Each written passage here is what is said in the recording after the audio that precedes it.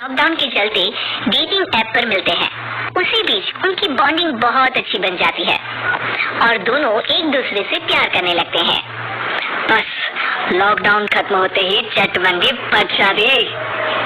उससे पहले घर में बात तो कर लो। अरे माँ पापा कभी मना नहीं करेंगे।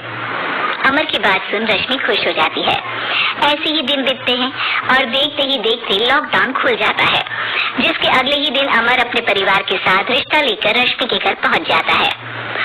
अभी लॉकडाउन खुला ही है और कोरोना तो खत्म भी नहीं हुआ, इसलिए ज्यादा कुछ ना करके अगले कुछ दिनों में छोटे फंक्शन के साथ शादी कर लेते हैं।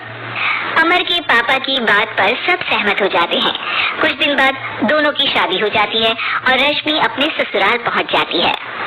बेटा, शादी तो तूने अपनी मर्जी से कर ली, लेकिन बहू को बोल देना इस घर में हुक्म मेरा ही चलेगा, इसलिए अपना राज जमाने की कोशिश भी ना करें।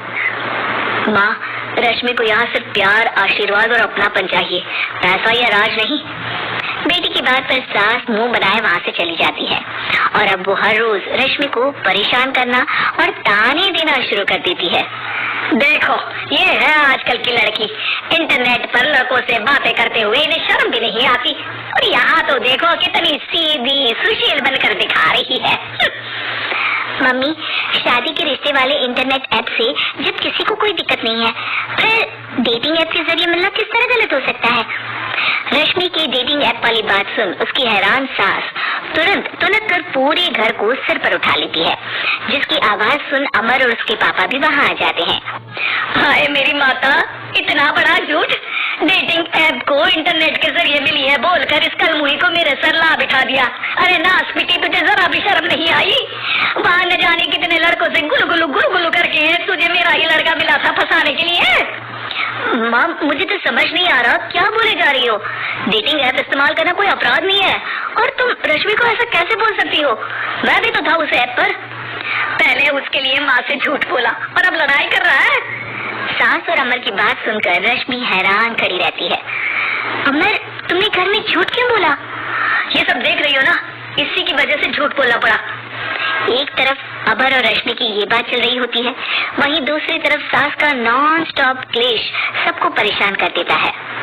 सब एकदम चुप, जो हुआ सो हुआ, अब मुझे कुछ ना सुनाई दे। पति की बात सुन सास चुप होकर वहाँ से चली जाती है, लेकिन अब वो रश्मि के सिर दुनिया भर के सारे काम डालकर उसका जीना पहले से भी ज्यादा मुश्किल कर देती है। मम्मी, मैं आपका गुस्सा समझ सकती हूँ, आपको जो करना है कर लीजिए, मैं कभी कुछ नहीं बोलूंगी। उम्मीद है किसी दिन तो आपका गुस्सा शांत होगा और नफरत प्यार में बदलेगी। रश्मि की अच्छाई को उसका नाटक समझकर सास गुस्से के साथ वे आसमान पर चढ़ जाती है और उसी शाम रश्मि को नीचा दिखाने के लिए अपनी सहेलियों को घर बुलाकर उसकी बुराइयां करने लगती है। अरे कौशल्या, क्या बताऊं, आजकल के बच्चे ना बहुत एडवांस हो गए हैं।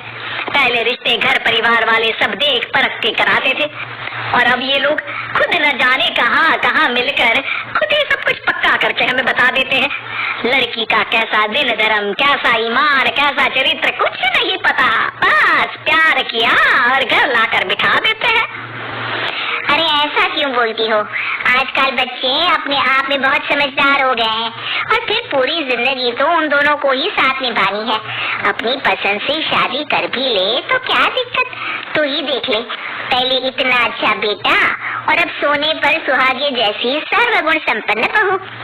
और पता है, अभी कुछ दिन पहले मेरी बेटी ने मुझे डेटिंग ऐप के बारे में बताया, जहाँ लड़का लड़की अपनी पसंद से अपने आप एक दूसरे को चुन लेते हैं और फिर अगर सब सही रहता है तो बात आगे भी बढ़ जाती है। अरे इसमें इतना खुश होकर क्या बता रही हो? ये तो गलत है। न जाने कौन क्या है, कितना झूठ कितना सच है।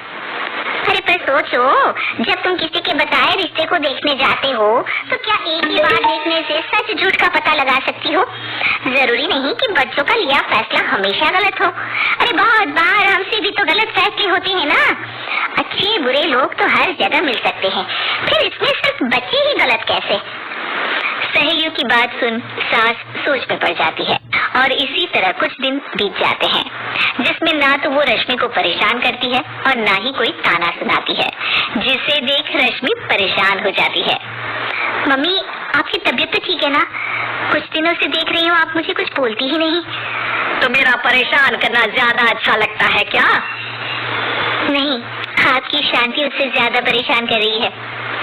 शांति इसलिए है क्योंकि मुझे एहसास हो गया है कि गलत तुम लोग नहीं, मेरी सोच है।